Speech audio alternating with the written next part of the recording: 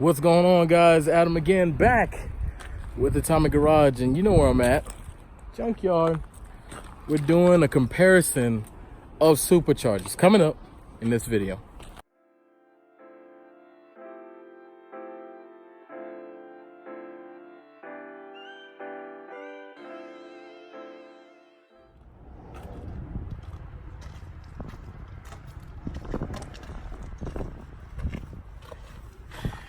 Yeah, guys, in the junkyard doing a comparison, and right now we're not in the Chevy side, which is all the way on the other side of the junkyard.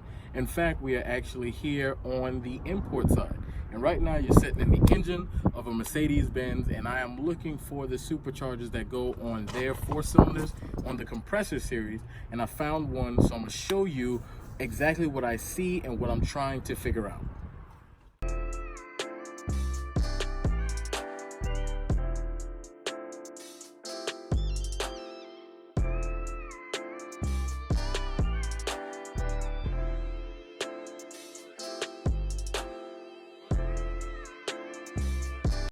So here is the supercharger. Connected to it is this piece here, and it goes up into the air box with the air filter and by the mass airflow sensor. And here it goes down, but I don't know where it goes down into. I'll look under the car. But what's here, this one right here that's connected to the supercharger. So the supercharger comes up, it goes here, and it goes down into there, and there is the intercooler. It goes down to the intercooler, then it comes up right there and into right here, back into the engine. So I need to go under the engine and see where this part leads.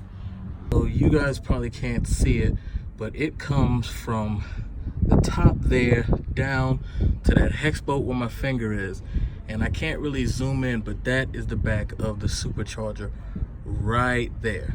So that's what's going on, and I'm trying to figure out exactly how Mercedes uses this supercharger, and I'm comparing all of the superchargers to see which one would work best for my application with the BMW. So the clip that you guys just saw came from a compressor model, 2 doors, a convertible. The transmission was already taken out of it, but on that car it's got a W170 supercharger, I believe, and I believe that it'll work. And it's basically a clutch style where, just like an AC compressor has a clutch on it, you engage it or disengage it. That's what you would do, either engage it or disengage it. And it's small, it should fit.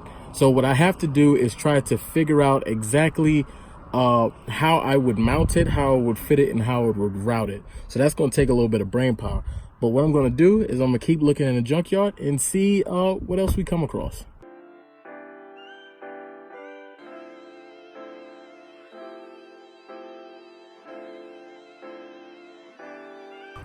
So far, I see 0 other cars that could actually be of use to me.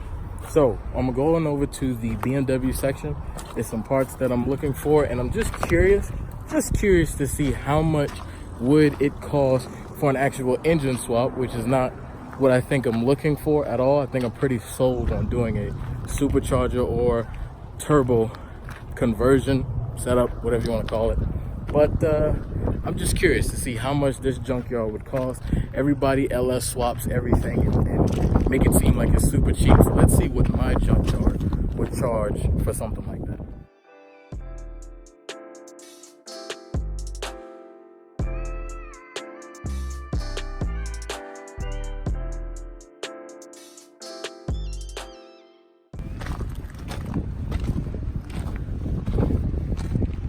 Complete engine. Just about complete engine. I don't know what year it is. An 01.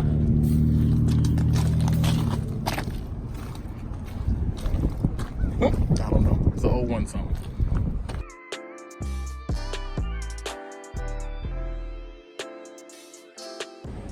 No, that came off a 98 to 02. Yes. Yeah. All right. Hey. Oh, I had a quick question. Do you guys sell complete engine assemblies, like harness, all that good stuff? all the I mean, accessories. you can get it, but they charge separately for it. What size motor are you looking for? It's the BMW 6-cylinder. Alright, so give me a second. 6-cylinder motor. You say you want the wiring harness? Yes, everything. You want the computer too? Yes. So you guys charge for like AC compressor, Yeah. power steering, but not Yeah. like lines, small stuff like that? Give me 1 second. Okay. Hey. They paid at recycling. Yeah. No, he never came over here either, but I called recycling here. Right here, the motor, the wiring harness, the computer, the compressor, the alternator, the starter, the power steering pump, you at $741.32.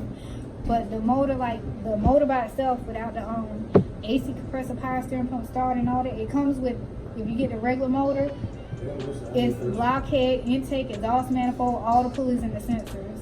You know, that stuff, you know, comes with it. Okay. But they charge separate for like the other stuff. Gotcha. And last thing, I'm sorry, I know you're busy. Good. I was looking at a supercharger on a Mercedes. How much are those? All right. Okay, you signed in, right?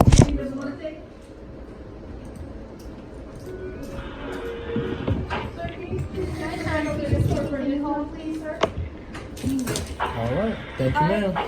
You have a good one. All right. If you got any more questions, just come back and ask, or you can call. We can kind of like tell you. So back in the BMW. Now I am going to talk about a problem that I've run into before we get into the whole supercharger and discussing how much it costs for an engine here at this junkyard in Orangeburg, South Carolina. The problem that I'm running into is if I run a supercharger, then I can keep my stock ECU, maybe get a chip made for it, and I can do bigger injectors and kind of cheat the system, as it were. Not really doing any tuning, but just somewhat of guesswork, and it should be able to run pretty safe with a supercharger setup. But if I run a turbo setup, which I've been thinking heavy about, the problem that I'm running into is, again, tuning. ECU tuning, what will need to be done. I've spoke to one person that what they do is they use a chip and bigger injectors, but you're doing a lot of guesswork. You're not sure if it's actually going to work or not. So I'm not sold on that option. And honestly, if I go turbo, then I want to be able to learn how to tune, make videos on that from someone who's fresh and green and just a beginner at it. And I want to work from there. The problem is I haven't found a real solution. So Mega Squirt, putting Mega Squirt standalone ECU on an M42, it's like a forgotten art apparently. Nobody knows anything. Pinouts, nobody knows exactly what parts for the Mega Squirt would be needed, or just a general rundown. Will I be using different sensors? Will I be keeping those sensors? Nobody is telling me anything, and it's getting quite annoying. So Mega Squirt, so far, not really an option. Now I found a guy, the Everything Guy E30, that's his Instagram name, and he uses Emerald ECUs. It's rigidly used in the UK, but there is one dealer in Florida that uses them. Now, for a plug-and-play standalone ECU with, it's not plug-and-play, but it'll have the adapter wiring harness, that is going to run me $1,400 just for the ECU by itself. $1,400. That's a lot of money.